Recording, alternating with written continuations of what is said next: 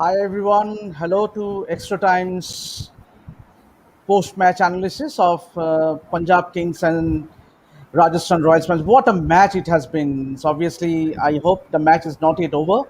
Uh, and I have with me Vijay Lokpalli sir, one of the most senior, most and respected cricket journalists. He is respected all over India. And with me to join is Gurkirat Singh Gill, who is from the Bharat Army. As we all know that Extra Time and Bharat Army has a association during this IPL.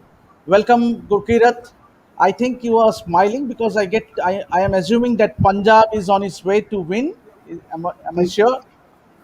See, I actually am smiling because of the great game it has been. I actually like Rajasthan Royals more, and I think it could go either way. It's 12 runs of four deliveries right now, so I always enjoy good cricket. I am more of a Delhi Capitals fan, so really not so high stakes for me in this one. And Vijay sir, coming back to you, what a match it has turned out to be. Means, what have you to say about the match tonight? Actually, who would have imagined? I mean, 211 for six they are and chasing 222. In the pre-match discussion, we did expect a close contest. That's what we talked of, and then two quality teams are playing. And I'm not surprised at all because you have somebody called Sanju Samson, who's played one innings of his lifetime, a blistering 100, and it will be a travesty if he is not able to take his team to the victory line. Absolutely, sir. And what a captaincy debut for him. Obviously, leading from the front. It's his first match in the IPL as a captain, and what a way to start off. I mean, 100 in just 54 balls, and the way he paced his innings. Uh, obviously, there the critics might say that he was dropped twice. He gave opportunities which the Rajasthan Royals didn't take. But then all credit goes to Sanju Samson the way he batted. Obviously, can I get the scores, gentlemen? Because I am not in front of live TV, so I'm Five. Five five of two. five of two. So fingers crossed, we might get to see a repeat of the match that happened in Sharjah last season. Rajasthan Royals successfully chased 223, if I'm not wrong. So it might so happen again that Rajasthan Royals might end up winning the match. So, sir, coming back to you, what has been the highlight of today's match? I think if I have to pick any highlight for a long, long time, it is Sanju Samson. I mean, the way he has batted fearlessly, he had no choice. He has to bat fearlessly because when you chase 222, you will have to try and hit every ball, which he has done amazingly and carried the innings on his shoulders alone, playing a captain's role to perfection. What more do you want from this batsman to qualify to play regularly for India? I mean, you don't have to look at him as a wicket-keeper batsman. He can just walk in as a batsman, and he has. I'm sure he has walked into the Indian team whenever they play next. He has to find a place. And Gurkirat, what have you to say about the match tonight, the way it has turned out to be? See, of course, like Vijay sir mentioned that Samson has been brilliant today, but for me, the highlight have been the two young left-arm pacers in Arshdeep Singh and Chetan Sakaria. It's never easy to bowl at a ground like Wankhede, and for them to do the job that they've done while bowling at the death is probably very commendable. As of now, Rajasthan need five of one ball with Samson on strike and Arshdeep Singh to bowl. And Arshdeep Singh was very good for Punjab last season also. He doesn't give that impression that he can be a good death bowler because of his build, but he nails his Yorkers pretty often. And And let me tell it's you, he's and he's managed to win the game for Punjab. Punjab have managed to win by 4 runs. It's a last Okay, ball wicket. yeah, and because I was banking Punjab. Vijay sir, if I am not wrong, obviously in the pre-show, obviously Norman was hosting the show, and Norman along with Anuj, all three of them put their money on Rajasthan Royals. Fair enough, but then I think obviously you must also give credit to KL Rahul, the innings he played. Obviously, leading from the front, as if it looked like that he started off from very left last season in the IPL. Vijay sir. Yeah, absolutely. And like, yes, like Gurkeerat said, those two youngsters have bowled exceptionally well. And Arshdeep, we know he's talked of very highly. Uh, uh, I mean, in cricket circles, the most important thing is he has the heart of a bowler who is prepared to take punishment. Normally, spinners fall in that category. They don't mind being punished because they learn it very early. But Arshdeep, he has a magnificent attitude towards the game, and just like we saw, he's pulled off a remarkable victory because to keep Samson quiet will need some caliber, and we've seen it tonight. Absolutely. Gurkirat, coming back to you, what about to say about Shakaria's bowling today? Because he has been a revelation. Obviously, it has been a hugely inspiring story. Obviously, he was picked by Rajasthan Royals this season, this IPL auction for 1.2 crore. But we all know he lost his brother just 3 weeks before, and to come back on and his struggle means IPL is a real story. I mean, these are the stories that makes IPL so special. So, what have you to say about Sakaria's bowling today? See, it's never easy to play when you've lost a loved one. We've heard these stories in the case of Sachin Tendulkar and Virat Kohli. Obviously, it's very difficult. So it displays a lot of character on the player's part. As far as his bowling is concerned, like I said, when you have to bowl at Wankhede, you have to be prepared to be hit. And I think you could say that the last over today that Sakaria bowled was the difference between a win and a loss for Punjab today. I mean, he only gave what 2 runs in that last over, and had Punjab scored a lot more runs, I don't think Rajasthan Royals would have come this close. So, of course, a very bright prospect, but we'll have to see how he goes, because what happens is, and we have seen this in the IPL a lot of times, that there have been a lot of one-season wonders. Players have failed to scale up, their game. So if you look at a Swapnil Asnodkar or a Kamran Khan or I'm forgetting the name of this Punjab batsman who scored 100, Paul Valthati. So there are too many players who've been one-season wonders in the IPL. So you want to hope that it's not the case with the Chetan Sakaria, and hopefully the grind that he has put in the domestic cricket helps him to keep working on his skills and becoming better. He can probably look at a Bhuvneshwar Kumar to even up his pace also. As of now, his physique doesn't look like that of a fast bowler, and I think if he has to improve, he'll probably have to work on that. Obviously, sir, someone who can tell us more about Chetan Sakaria is Vijay sir himself, because he has been covering domestic cricket for now 2 decades now. And Vijay sir, ever since he made that debut in 2018-19, he won that Ranji Trophy. He was a integral member of that Ranji Trophy winning side against Bengal in the final, and he has been a revelation. And he was targeted by both Mumbai Indians and Rajasthan before Rajasthan eventually brought him for 1.2 crore. Can you just talk us more about Chetan Sakaria's rise over the last few seasons? Devasi he's not just one success story. Even the whole IPL is full of such stories, but essentially they come from a domestic circuit which is so very competitive. And in Sakaria's case, I mean, he's seen the hardships. We've all known how difficult it was for his family to, for his father to make to run the household. So from there, this boy he dreamt of giving a good life to his family through cricket.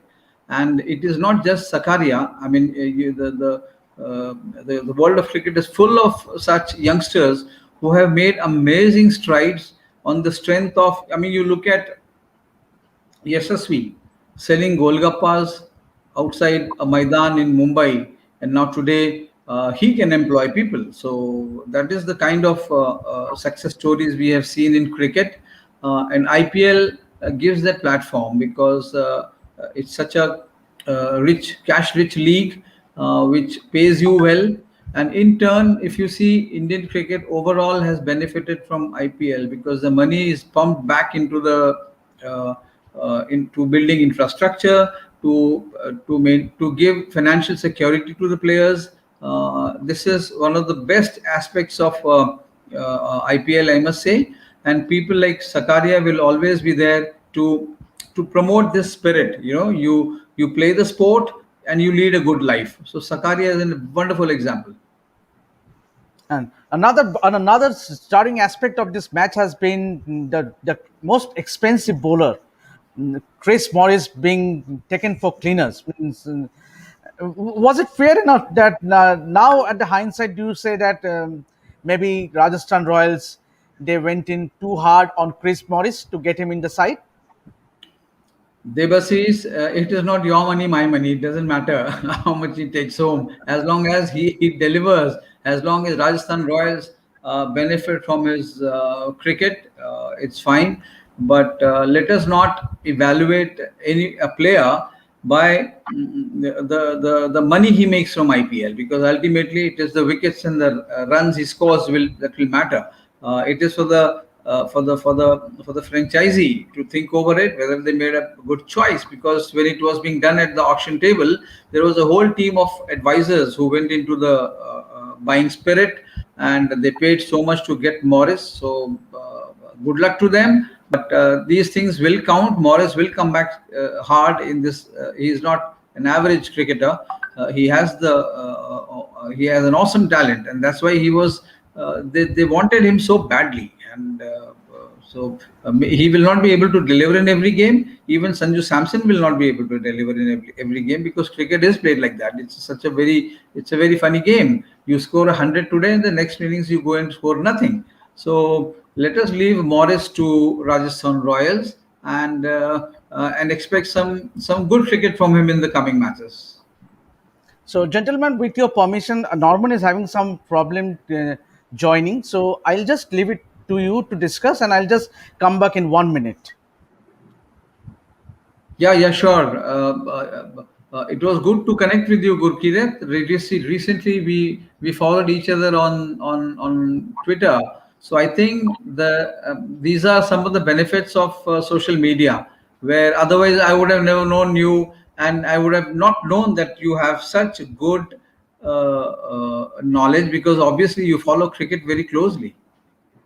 Yeah, I mean, it was quite a surprise, and I have also one more confession to make. So, when I was growing up, I used to learn a lot about the sport while watching the pre and post match shows on the broadcast and the coverage.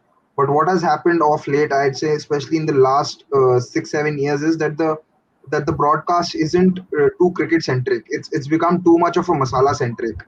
The talk is only about the Bollywood stars that are there in the studios, or between what is up between Rohit and Virat. It's not so much about what is the kind of cricket that we are going to see. So and I think being on Twitter has helped me enhance my knowledge of the sport and understand and look at the sport in quite a different way. And I actually tell everyone that whosoever wants to learn about the sport should be there on Twitter, because you see so many brilliant analysts of the game on that platform that you really can't learn that much from the broadcast. And I do feel for the youngsters who take up the game, who are probably in their teens right now, looking at the coverage and being like, I mean, what is happening? I want to know about cricket. I want to learn about cricket. I don't want to know how Graham Swan dances or how someone else is dancing. So that is something which I think where Twitter has been brilliant for all enthusiasts. And yeah, I mean, I like Devashish had said before that probably everyone knows you because I think you've been in the field of journalism longer than what my age is. So so obviously it was a great thing that you followed me back. Couldn't believe my luck for some time, but yeah, a great feeling for sure. No, no, good, good. We connected because, but see, there are some very sane voices also. You look at a commentator like Harsha Bhogle. I did recently a podcast with him. Look at his hard work, and you have Mr. Sunil Gavaskar. I mean, his analysis is so to the point, and he's one. expert I have loved, I have admired, I have respected for his views. And look at the consistency. He's there every day. It is not easy, Gurkirat, to follow cricket every day. And his analysis is absolutely top class. I think we should leave the floor to Mr. Nauman, who's back. Thank you very much, guys. I'm sorry about the technical difficulties we've had, but the game's obviously gone well over time as well, which what an amazing match, guys. Let me just see where you guys are at. Debastis is also here. Yes, Norman. Can you all hear me? Yeah, Now- absolutely. Yeah. All right. So just for the sake of viewers, we have obviously Vijay Rockabilly, also a senior journalist. We've got Debastis, also a very senior journalist from Extra Time, and we have an also colleague from the Bharat Army. I'm unable to see your details. Mr. Singh. Yeah, you can call me Gil. That I think would be Gil? easier to Okay. pronounce. Yeah. Nice to meet you. Anyway, people know a Gill in cricket these days. Anyway, Shubman Gill is a quite bright prospect. I wouldn't mind if people confuse me for Shubman Gill. It's going to be an honor only. I see. So you're telling people that you're opening the batting for India. Is that what you're doing? I understand that. Yeah, I wouldn't mind doing that if people have that assumption. I'd love that. I generally wake up after that dream too. That's a great moment. All right. So, I mean, could you think of a more dramatic match in terms of batting? I mean, both sides just had a field day with the bat, scoring well over 200. It's quite an unusual situation compared to what's already gone in the last three matches we've had. This being the last two matches of the last two teams of the overall 8 teams that are involved in the IPL. I think the Punjab Kings and the likes of Rajasthan Royals have put on a real show. Don't you guys think? Yeah, without a doubt. I mean, definitely, with the kind of batting lineup both the teams had, something like this was on the cards. But I think why it turned out to be as exciting as I did was because of the acceleration that Rajasthan Royals did in the last 7-8 overs. I think they needed some 100 odd in the last 8 overs. And the way Riyan Parag batted, in that very small cameo, I think he faced only 10 balls but scored some 27 odd. That sort of changed the game a little bit and changed the momentum. And then Sanju Samson just took off. He showed why he's rated so highly by everyone. Absolutely. Really, they had no chance, did they? There was no suggestion they would win this match, and they went very, very close. It was a tremendous effort. KL Rahul was amazing to see. Even the likes of Chris Garwood, you can't really call 40 off 20 a cameo, but it was a magnificent performance in itself. The whole and Deepak Hooda as well, tremendous. 6 sixes. I mean, this is a match where anything's possible. With the sheer number of sixes that were magnificent. Both teams deserved, in a way, to win this match, and it puts them in good stead for the overall series itself. I didn't rate them that highly leading into this match, but they've proven to be very successful and very dangerous. But the thing is that the batting was particularly good. What about the bowling, though? What's your overall thoughts on the bowling, especially the 2 Australian lads that came in for their first matches? What's your thoughts, Vijay? It was difficult to bowl because, I mean, if you see, if the batsman is hell bent on playing his shots, going through his shots, playing them well in the air, clearing the boundary, where do you bowl? I mean, these days there is very little for the bowlers. My sympathy, I mean, I am with the bowlers always, for the simple reason that there is nothing for them. But that should not take away the skill part from the way Parag was hitting, the way Sanju Samson played his shots. Look at KL Rahul. I mean, he once again showed that he is probably the most stylish batsman we have in Indian cricket today. He has so much of time to play the shots. And he also played like a truly captain's innings. And Sanju Samson responded so brilliantly. It is sad that Samson had to end up on the losing side, but then he can take heart from the fact that he has started the tournament on such a bright note individually. his effort should have maybe more support from the other end. Could have won the match for Rajasthan Royals, but they can learn lessons from this defeat and glow. I mean, enjoy the fact that Samson is in such splendid form, and it augurs well for this team, which started off this IPL history with the inaugural by winning the inaugural tournament in 2008. So we are in for some exciting cricket this IPL, and Sanju Samson and KL Rahul, they have shown, and the two young bowlers we discussed, Arshdeep and Sakaria, they are going to have much more say in this tournament. So I'm sure we are going to enjoy this IPL far more than than the last edition. Absolutely, absolutely. Chris Morris, his financial worth today would have to be arguably not there. He didn't get much of a chance to bat, only there for a matter of a handful of deliveries. He's bowling well. Overall, it was difficult. I mean, he went for he did take 2 wickets, admittedly, but did go over 10 runs. What's your assessment, Gil, on Chris Morris today? I think he'll only get better as the season progresses. Probably, he was rusty because of not much of game time. And when you're playing in Wankhede, it's all obviously difficult to contain the batsman. Not saying that he bowled well, but yeah, he'll only get better. And I think Rajasthan would like to expect a lot more out of them. Having said that, I'm never a fan of bringing in the price that a player has commanded at the auction, because it's not the player's fault that he's gotten that bid.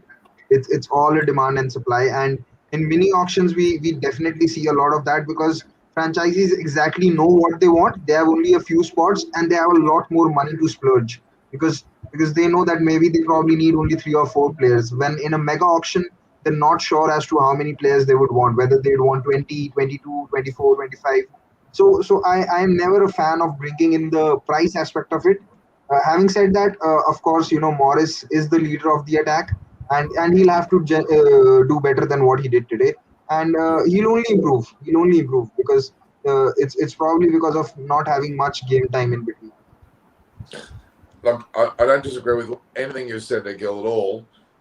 But perhaps it's topical enough. It's the very first thing that comes to people's minds, along with the likes of Meredith and Richardson as well, having a hefty price tag. It's very typical of two teams that perhaps needed to bolster their strengths. They've gone overs on a price to get players. It's almost atypical of any sporting competition where players have been purchased by sides that are perhaps not as highly ranked.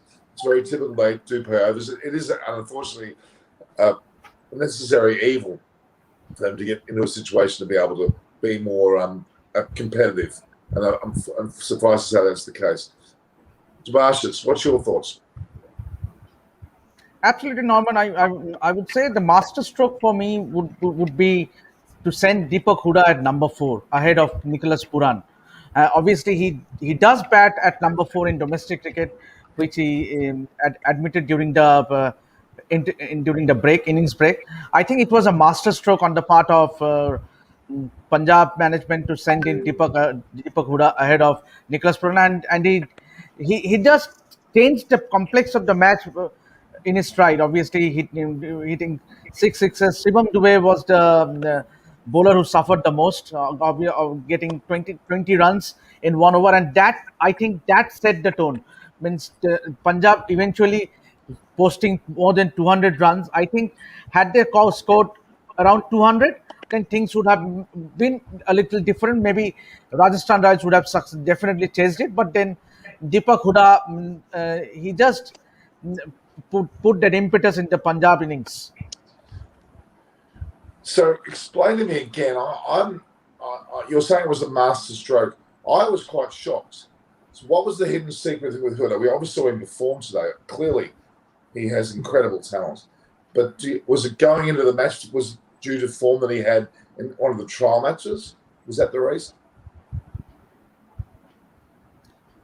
See, I still think that they need to go with Nicholas Puran at 4, because that also maintains the left hand right hand combination. Yeah. because though Huda did well today, taking no credit away from him, I still think that he's much better suited to play pace than spin. And you know what it would have done is that if say Nicholas Pooran was in, it would have forced say Rajasthan Royals to bowl their faster bowlers, Morris a lot more earlier, and then that would have given a lot more freedom to a KL Rahul and even a Nicholas Pooran coming into the last five. It didn't matter today because Deepak Hooda was brilliant, but I'm not sure if that is the right strategy to go about it in the coming games. I would argue that they got away with it today, but I don't think I tend to agree with you, Gil. I'm curious about this. Please don't take me wrong, Masters. It went well, and you say it was a masterstroke, but I would not have expected it to do that. Okay, let's go back to the sort of questions. What changes do, in fact, what changes do our need to make next? That's a great question, actually, because like I think VJ said in the pre-show, it is the first game. We have to expect that there'll be an element of experimentation, and that's one of the things. I still have a belief that Butler should have opened with Stokes. Admittedly, Stokes didn't perform today, but I rather like those two going in early.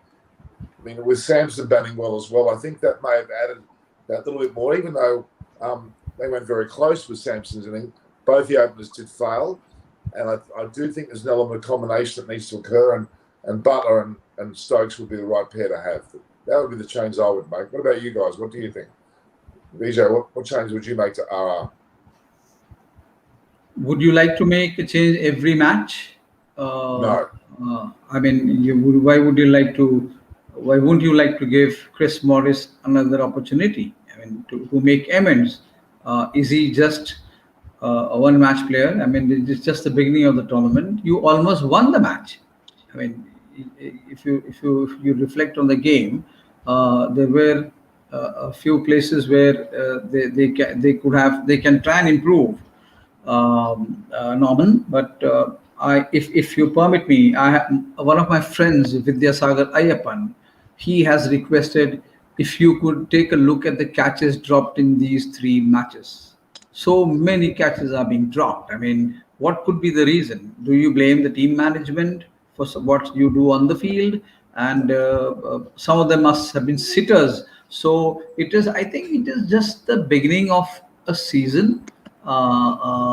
True Indians have been playing non-stop, but there are some players who have not been playing non-stop. So we'll have to wait a couple of games more before you decide on tinkering with the playing 11. I am a firm believer that you have to give anyone, a second chance to fail. And if he fails the second time, you have every right to try and replace him. But you can't be making changes every game. No, by no means will I suggest that. I was more suggesting prior to this first game that I would have had both Butler and Stokes opening. It was more of an immediate initial choice. That was my reasoning. But you're right, you shouldn't chop and change. And quite frankly, they went very close to winning. So I do understand what you're saying. You've got to leave an element of consistency to the team. But the first match, I'm quite sure there'll be some changes made from other sides, though. There was some elements of experimentation that didn't work. But you're right, catches certainly win matches, and there's been a certain amount of rustiness or lack of success in that department. Yes, Sebastian. So I would just like to ask Vijay sir, is there not a case for Karthik Tyagi, someone like Karthik Tyagi, who's a youngster who did well? He was part of the Indian squad that toured to Australia. He had bowled at the Indian nets. He is a youngster. You need to push these youngsters, fresh blood. I'm not talking about Yunatkat. He is also in that Rajasthan Royals squad. But is there not a case for someone like Karthik Tyagi in that side? If you are to make any changes, obviously I definitely agree with you that it's just one match and you shouldn't tinker with the side too often than not. But then, if has to be one change, would you like to see Karthik Tyagi in that side? In place of, Obviously, one bowler has to go, and it might be Mustafizur. If you say in I, getting I no, I think Debashi's let us see. Remember, you'll have to first check why Tyagi did not play. Does he have a niggle? We don't know, right? They haven't told us yet that why he was not included in the 11. So let us wait. I hope there are no fitness issues involved. He's a good prospect. Everyone knows and he works up good pace. That is the best part of him. He's just like the Shami. When Shami was when he arrived on the scene, he was a very quick bowler and who refused to compromise with the pace. And it was good that the coaches did not tinker with his bowling. They allowed him to bowl as he was with the freedom he wanted to. So Karthik is a similar bowler, young, very enthusiastic, raw. So he will get his opportunity in a couple of games, but I hope he is fit. If I may add, I read somewhere that there were a few injury concerns, and that is why probably he didn't play. However, if he's fit, I'd probably like RR to play only one spinner, because on a track like Wankhede, it is going to be very difficult for wrist spinners to control the flow of runs. And we saw that with Shreyas Gopal, and then we saw that with Murugan Ashwin also. So probably they could try and see that. And but I wouldn't change anything in the batting order. The reason why I say that is because someone like a Joss Butler has the skills to succeed in the middle order, but a Manan Vora may not. So you have to make use of the resources accordingly. So if a Manan Vora gives you a good start, you've taken something out of a Manan Vora, and then you have Joss Butler strengthening the middle order, because if there is no Joss Butler, that middle order is very inexperienced. Rahul Tewatia hasn't played at the international level. Shivam Dubey has only played a few games. Riyan Parag hasn't played at the international level. So there is no one in the 5, 6, 7, or rather 4, 5, 6 batting number who's experienced enough. So I think that could also be one of the reasons why Rajasthan Royals want someone like a Joss Butler to stay in the middle order. No, that's a fair point, Gil. Fair point. I'm just curious as to your thoughts. Obviously, Samson's innings was amazing, but it's very unusual for a player to be the player of the match from the losing side. It's kind of fundamentally against the grain for me to have a winning or the player of the match from the losing side. Admittedly, in this case, he did bat very well and deserved a great deal of accolades, but would you give the captaincy to a player who was not in the winning side? Yeah, I don't mind that. I personally feel that in these man of the match awards, a lot of them, especially in T20, have just come down to aggregates. Like if you see the Delhi versus Chennai game, I thought someone like an Avesh Khan had a greater impact, because he took 2 for 23 in a game that was going at 9.5 runs per over. He was the only bowler to give less than 6 runs, and he took out Faf du Plessis and MS Dhoni. So man of the match awards, I don't think make a lot of sense these days. They just go with the highest aggregate and give it to them, not measuring the impact. I feel. Excellent point. That's exactly my point here. That in this particular case, although you don't mind Samson getting it, I don't believe that's the way that should have operated. I think you could have argued that Rahul could have got it based on the performance he had to make in his innings. Admittedly, Samson made a very noble effort to bring their team to the fore. Okay, we've got a question here about. Just want to know why Samson performs so well in the IPL but can't do the same in international cricket. Oh, that's a hard one. I mean, you can't really look at it in that manner. It's not a matter that he certainly doesn't cherish IPL over international cricket, I don't think. It's just that he has the capability but hasn't been perhaps consistent enough so as to make his way into the international side. I think that's probably more the point. I just wanted to just break away from that commentary as well with Shami. Considering the long layoff that he's had after having broken his arm, his performance was pretty admirable, don't you think? He's coming back. He's coming back to big cricket. I mean, you will have to understand that he's quite an experienced bowler, and he will improve as the tournament progresses. That's Norman, what I mean. I was That's just what I'm saying. I'm actually saying that very thing. It was very impressive considering what he's had to go through to get to the position. No one would have expected him to be able to bowl quite frankly as well as he did today. Yeah. And Norman, I was just going through this list of players, Rajasthan Royals. There is this youngster called Anuj Rawat. not because he's from Delhi, but he is considered the next big thing because of his awesome talent to play every shot in the book. And he has a very mature head. I mean, he at the National Cricket Academy they talk very highly of him, and Delhi also has been hoping for some big innings from him. He did play some this season, but he could be one of the choices we might see Norman in Rajasthan team in this IPL. Okay, that's very insightful and very relevant. But okay, just a quick snapshot of the two teams. Today's match was very enthralling. There's some great batting we saw, and they have got good potential in the bowling. But do we see these two sides cracking the top four in this tournament? Your initial thoughts, Gil. What do you think? Yeah, I do think that they can make it. So if Jofra Archer was available, I would have said that Rajasthan have a very good shot to finish in the top two. But it would all come down to where Rajasthan are when Jofra is available. I still think that they can make the top four. Still think there's enough quality. Also, you have to see at the grounds at which Rajasthan play at.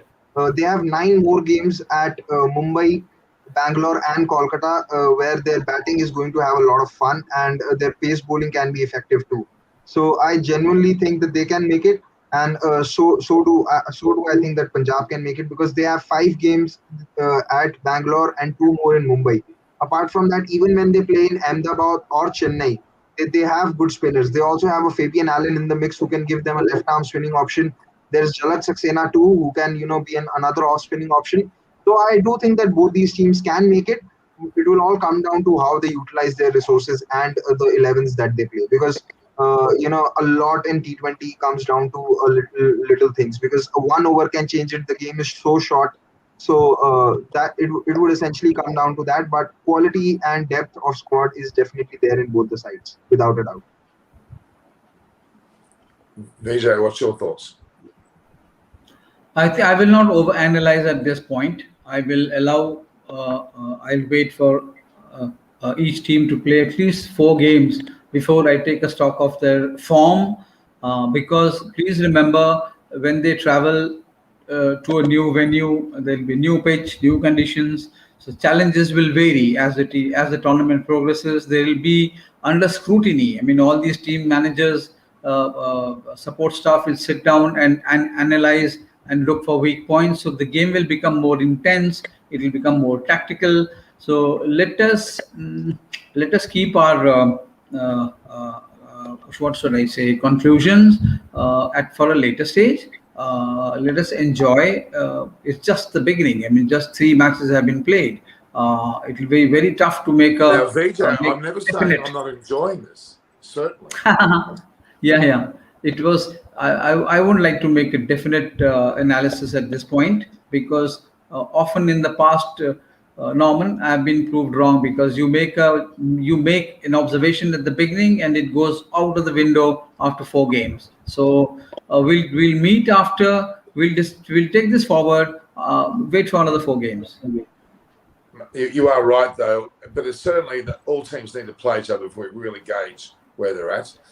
These two teams may have had a very hard-fought over 200 match, but the next match they might come out and get 130. We just don't know, do we? We have to see them in their true light. But I am impressed with Samson. I think let's hope this is not an initial rise to his form and then he doesn't repeat that again. Let's hope it's not that way. But let's be honest, most tournaments of this nature, whether it be in an IPL or any type of series, the best play should be towards the back end of the series. There should be a build-up to that so-called crescendo and when it's needed most. And I'm talking about Mumbai Indians there, which have become particularly good at a strong finish. Would you agree? And sometimes they start slowly. The word rusty is often used, and we had some fun with that in previous matches. We said in particular, Ms. Dhoni needed to get some oil to his knees so he could bend over when he's keeping. But I think that's rather cheeky of us, but it is somewhat true. In my strong opinion, the amount of money these guys are getting paid overall, the concept of rusty shouldn't be a part of the equation. Okay, Debashis, you've put up one of the most detailed sentences I've ever seen. Would you like to do the honours of reading it? Because I'm struggling reading it. Yeah, I. This is from Vamshidhar Vamsi. He asks the panelists, "Do you really think international experience is playing a pivotal role in this IPL? Looking at back-to-back performances from Sakaria, Arshdeep Singh, Rahul Tripathi, Avesh Khan, splendid performances." Oh, that's a loaded question, to be honest with you. I mean, when you say international experience, I don't know whether that's necessarily the case. It's IPL experience which is relevant, and the experience on Indian pitches that is relevant more than international experience. I think in the past, a lot of Indian players may have revered some of the international players for the mystique of their ability to play, but I do think that's a different story these days. I would argue the international players are revering Indian players when they play around them. What's your thoughts, Gil? Yeah, I think stepping stone to international cricket. They get a lot of exposure here, and I wouldn't read too much into one performance because it shows promise. They definitely have the promise. That is why they have been picked by franchisee sides. But the real thing would be to convert this promise into consistent performances. Once that happens, then you can say okay that they've taken the next step. Till then it's just those one or two odd innings over the season which a lot of players do. So it's important to not be a one season wonder, like I mentioned before, when we started talking about Arshdeep and Chetan Sakaria. Fair. I would just like to add, as in our pre-show, Vijay sir did mention that obviously he was very happy to see someone like Jalat Saxena getting an opportunity if he does. So I think domestic performances need to be counted, means before you judge a player. It's not just IPL.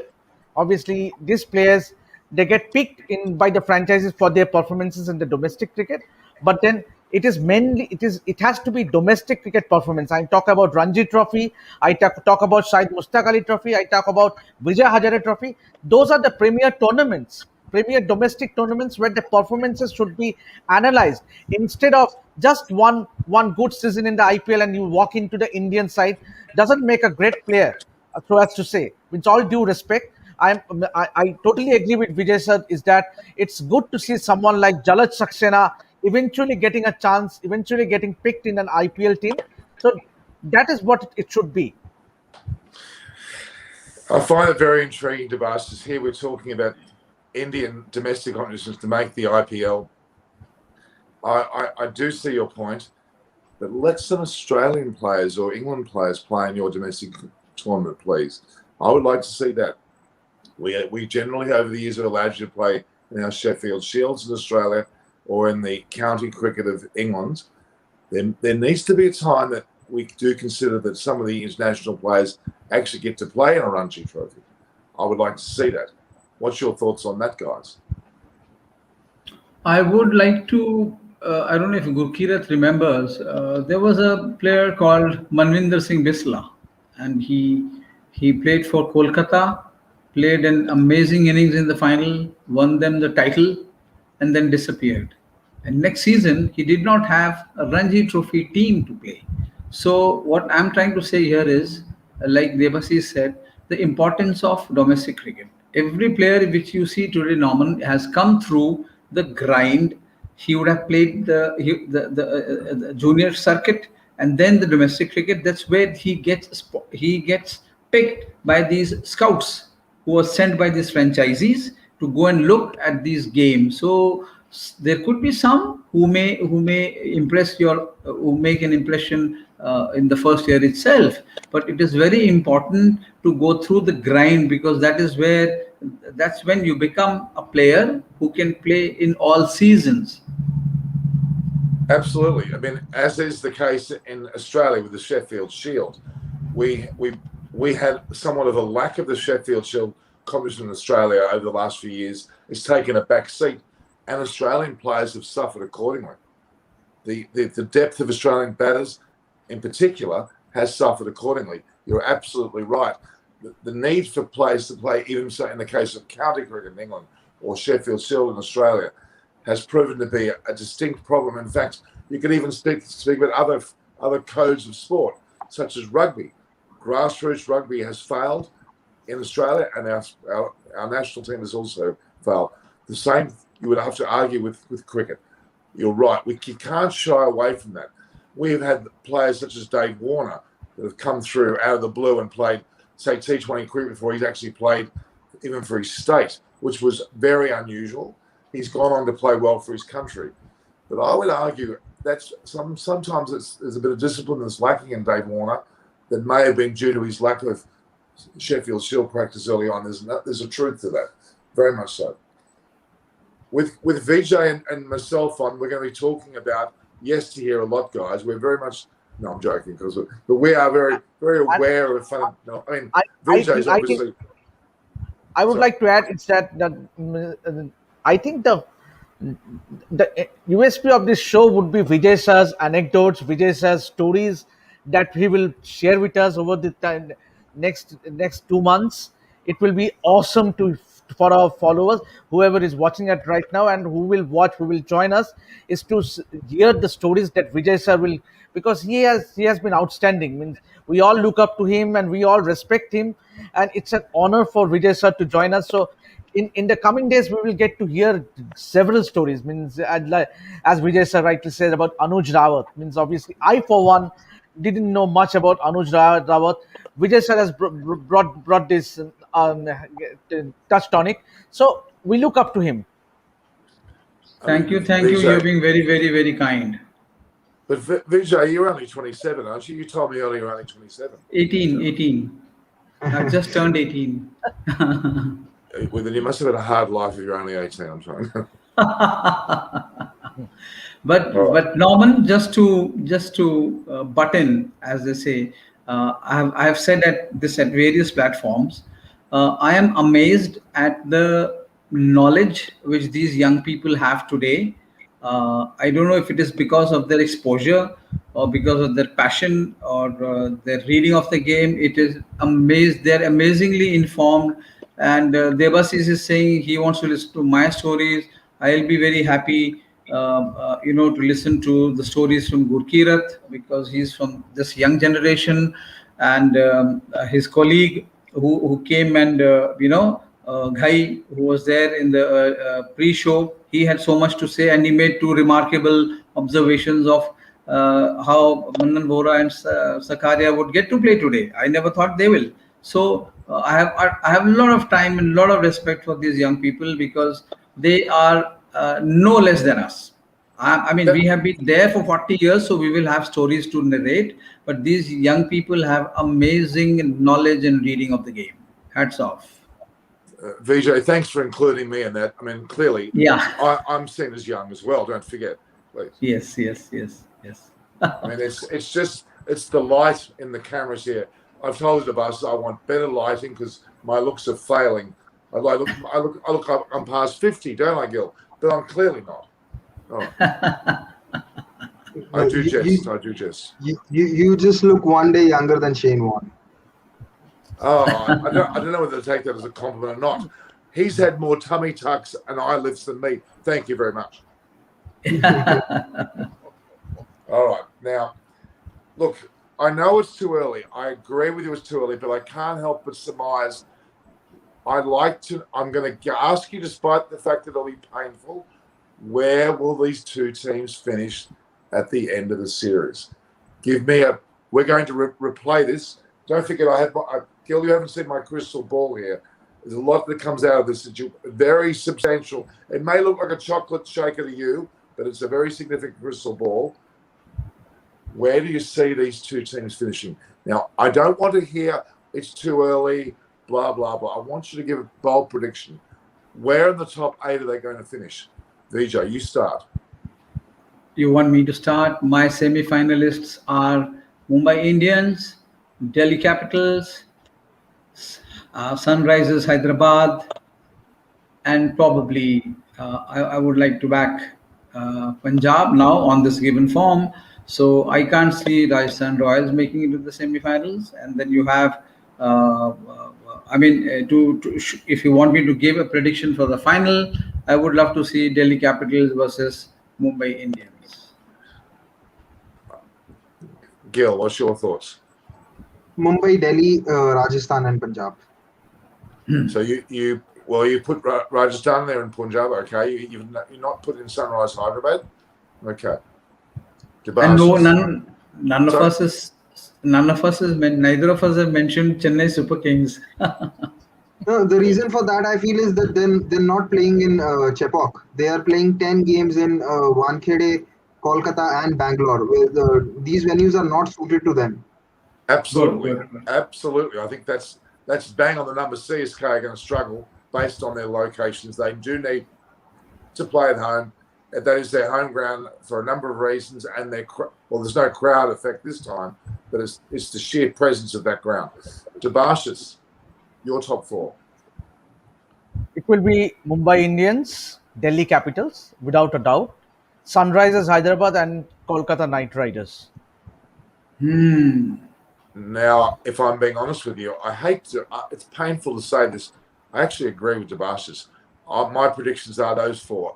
I'm sorry, Punjab. Even though they played very well today, they'll do well. But something's telling me they're not quite there yet. They may need a season together. Even though they've got some power pack players, the same goes with Rajasthan Royals. I think they need a season together, and I think the pressure on Chris Morris, even though he's a solid player, will probably be a little bit too much. I think they need a season under their belts to really challenge the top four. That's my impressions. So I agree with Debashes there. Norman, Punjab is a dangerous team. I think we won't be wrong if we put Punjab in the semi-finals. I'm saying I'll have fifth. to I think take they're going to go very close. Yeah, I was saying I'd have to.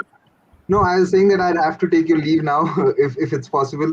I'll have to leave. So it was great, sharing space with Vijay sir, with Devashish, and with you, and great fun.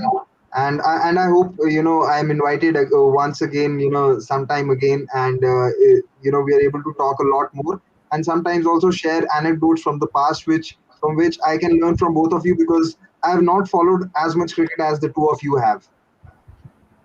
Sure. Thank you very much, Gil. And to be honest with you, if Punjab make the final, you'll be our lead commentary. Would love it. Thank you so much. I'm gonna one thing you must promise me next time you come on, if you're going to be a Punjab King supporter, I'm expecting full wall-to-ceiling pictures of the players behind you. That's one thing I'm expecting. All right. I'll do that. I'll send you my picture too if you've got a big enough wall. Sure. Thanks for your time, Gil. Thank you. Thank you, Gil. Thank you. Thank you, Gil. Thank you very much. Thank you. Guys, similarly, this has been a great. Unfortunately, I finished much later than we expected, so we started the actual broadcast later. But I think we've had a great performance today, all three of us. This is the triumvirate of commentators here, and I think we're going to have a lot of success. Don't mind me being a bit cheeky. I may have appeared late, but I can be very much able to start late. It's fashionable occasionally late, but in fact, I was on time. The game was late, so that's the reality of this. So we didn't expect the game to finish so early. It's always good to actually start the broadcast when the game's finished. That's for sure, for a number of reasons. All right, guys, we might end it there as well if that's fine with you. Vijay, you have been a pleasure to have on. Absolutely. Thank you. You look not a day over 40.